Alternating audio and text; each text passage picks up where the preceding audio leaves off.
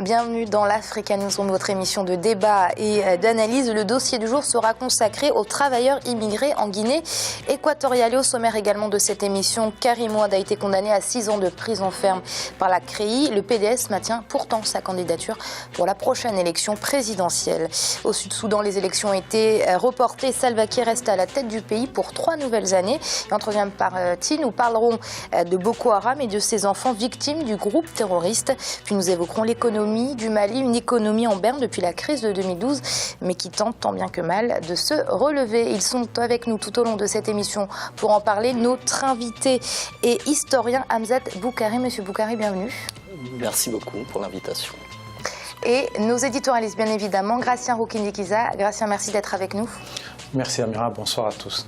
Et Malik Hacher. Malik, bienvenue. Merci Amira, bonsoir à toutes et à tous. Et tout de suite, c'est l'info du jour.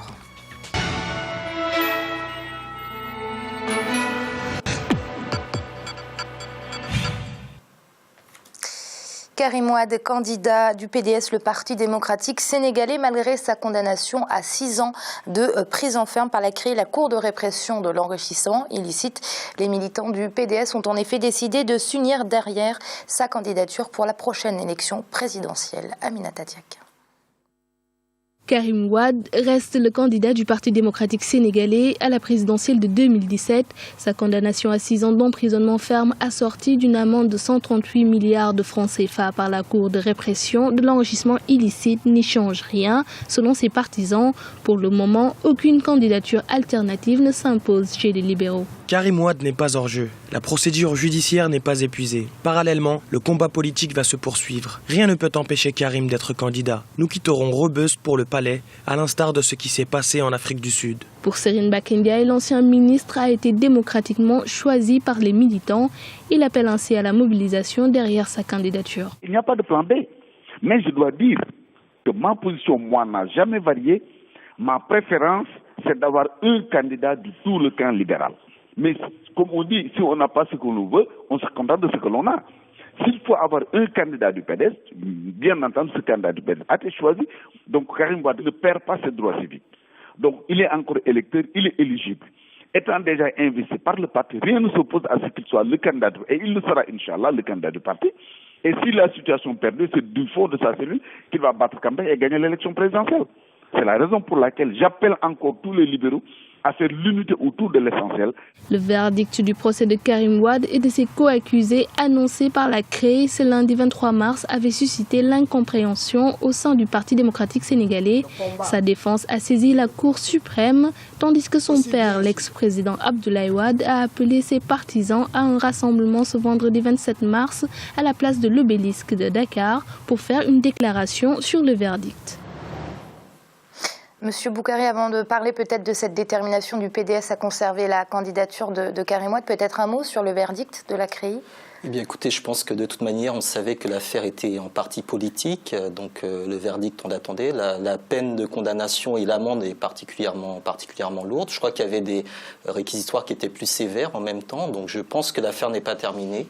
Après, on peut regretter l'entêtement, je pense, du PDS à vouloir choisir Karim Wade comme candidat. Je crois que c'est une crise qui concerne beaucoup de partis politiques en Afrique qui ont du mal à trouver des candidats crédibles, nets, capables réellement de faire un consensus. Et je crois que le Sénégal, malheureusement, n'est pas en train de montrer le bon exemple de ce point de vue-là. Justement, Gratien, comment expliquer cette détermination du PDS ? Karim Wade est en détention ? Oui, il est en détention, mais s'ils estiment qu'ils n'ont pas épuisé la procédure judiciaire, il est toujours présumé innocent tant qu'il n'a pas été condamné en dernier ressort. Donc, la loi lui permet de présenter sa candidature. Mais qu'est-ce qui peut se passer éventuellement s'il se présente en cours de route? Il y a la condamnation définitive. Donc ça veut dire qu'il n'est plus candidat, il n'est plus présidentiable. C'est une façon aussi, pour moi, de prendre en otage la démocratie. Parce qu'on a ce parti qui a été créé par son papa, son père, en 1974, qui reste le parti de la famille. Donc le père n'aimerait pas qu'il y ait quelqu'un d'autre qui soit candidat. Donc le parti pourrait échapper. Mais en même temps, on hypothèque l'avenir du pays. Éventuellement, c'est l'opposition. Si l'opposition veut arriver au pouvoir, il faut présenter quelqu'un d'autre qui n'a pas de problème avec la justice et il verrait s'il peut gagner ou pas. Alors Malik, qu'est-ce que ça veut dire? C'est-à-dire que le PDS n'a pas en sa position un candidat digne de pouvoir se présenter à la présidentielle? Il y a quand même de grandes figures qui se sont écartées pour Karim Wade et laisser Karim Wade être le candidat du parti. On pense au l'ancien Premier ministre sénégalais, Ndiaye, qui a laissé sa place, et Karim Wade a été élu avec un score il a remporté presque à l'unanimité, je crois, à quelques dizaines de voix près. Donc moi je pense que le PDS par contre joue la carte c'est une stratégie. Je pense que c'est une stratégie que le PDS essaie de mener en renforçant la teinte politique du procès, en disant voilà, nous avons élu Karim Wade, il est actuellement en prison. C'est un grand leader de l'opposition. Maintenant, c'est injustifié d'emprisonner un leader de l'opposition. Un peu pour conforter leur théorie de procès politique. Exactement. Je pense que c'est cette stratégie qui est menée par le PDS. Gratien? Oui, je pense qu'on veut faire passer ce procès pour un procès politique.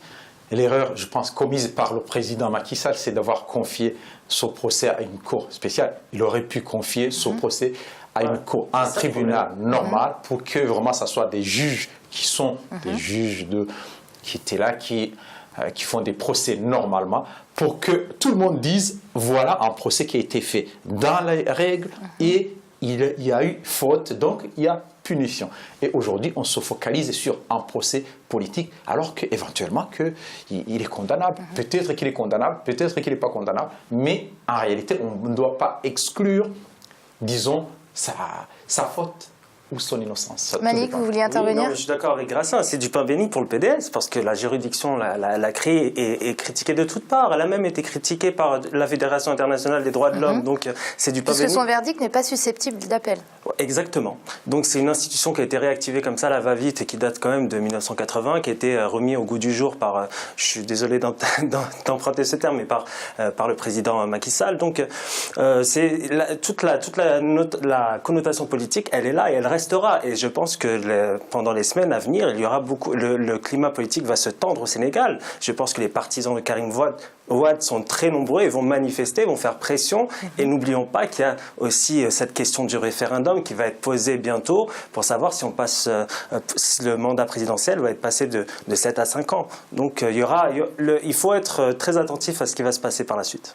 Monsieur Boukari, vous êtes d'accord? La situation politique est très tendue au Sénégal? Oui, effectivement, elle est très tendue, puisque le PDS tient certainement à aller jusqu'au bout, effectivement, des recours possibles. On peut penser également que le parti au pouvoir ne va pas non plus se défiler par rapport à la décision de justice, puisque c'est une décision de justice qui est appuyée par le pouvoir politique, puisqu'il s'agit effectivement d'une cour spéciale.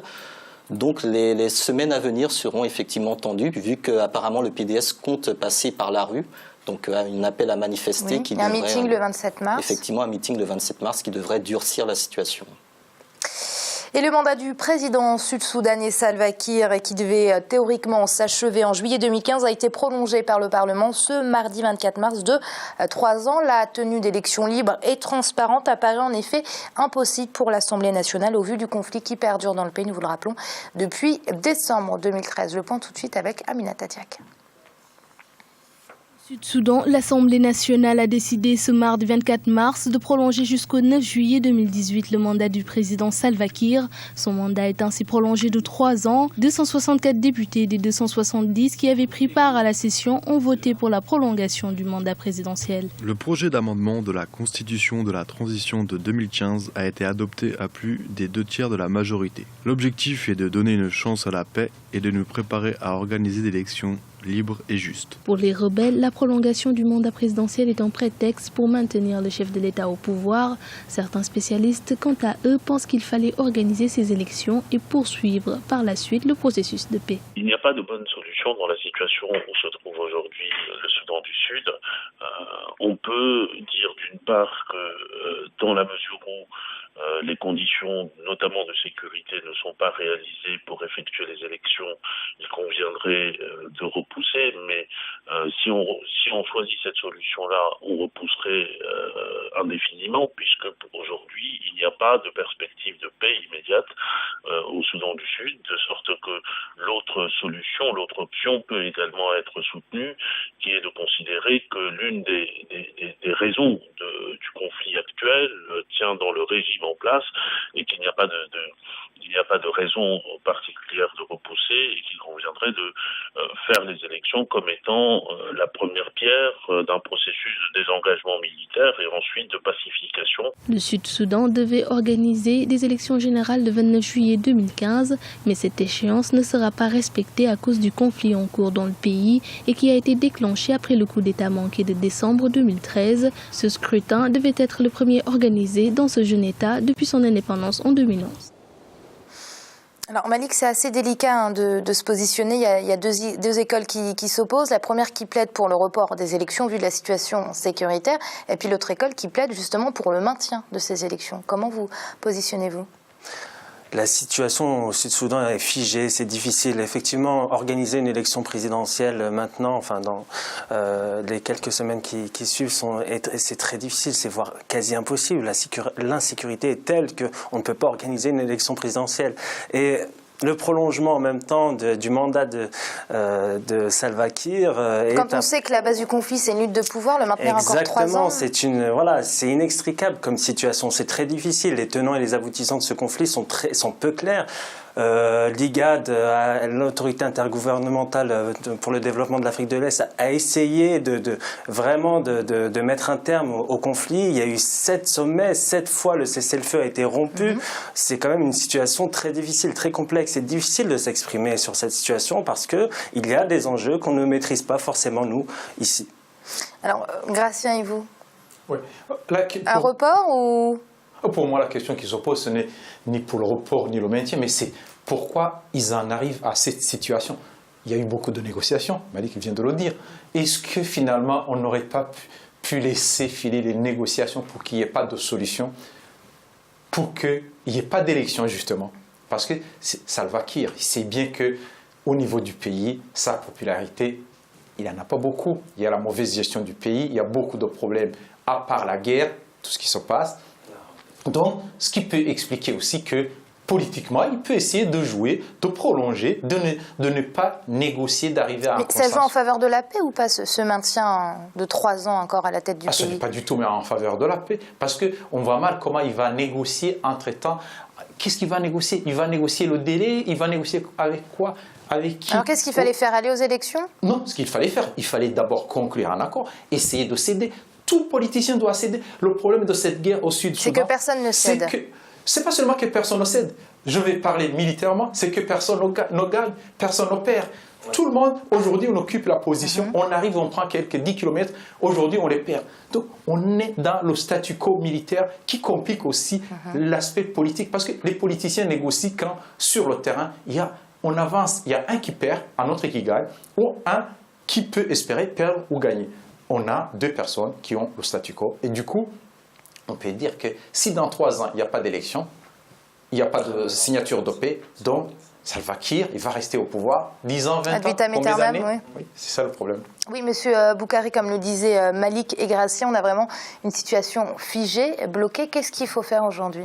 Déjà, la prolongation de 3 ans, c'est relativement long, c'est même très long, sachant que le mandat initial est de 4 ans. Donc on a quand même le sentiment que Salva Kiir ne partira que par la force. Donc je crois que cette prolongation du mandat qui a été votée de manière, à la manière d'un plébiscite quasiment, est un appel finalement à la reprise des hostilités. Donc je crois que la situation est effectivement bloquée. Le Soudan du Sud a été créé avec des structures politiques qui n'étaient pas suffisamment solides. Donc je crois qu'il faut effectivement arriver à trouver un accord, repartir sur des bases politiques plus claires, avec des objectifs précis et un état des lieux complet de la situation. Alors, Malik, des négociations, c'est faire des concessions. On a l'impression qu'aucune des 2 parties n'est prête à en faire. Oui, les 2 parties s'entêtent vraiment et campent sur leur position, au mépris des exactions qui sont faites au Sud-Soudan. On parle de plusieurs centaines de milliers de déplacés, voire 1,5 million selon quelques estimations. Les deux ont une responsabilité terrible et la communauté internationale doit s'activer un peu plus. Et je dirais même l'Union africaine qui reste un peu en retrait parce qu'elle a confié cette mission de négociation à l'IGAD, mais elle devrait s'impliquer davantage. Il faut que les présidents africains s'engagent davantage pour régler un conflit qui risque de perdurer et qui, malheureusement, ne cesse de faire des victimes. Et c'est l'heure de marquer une courte pause. On se retrouve très vite pour la suite de l'Africa News. On a tout de suite.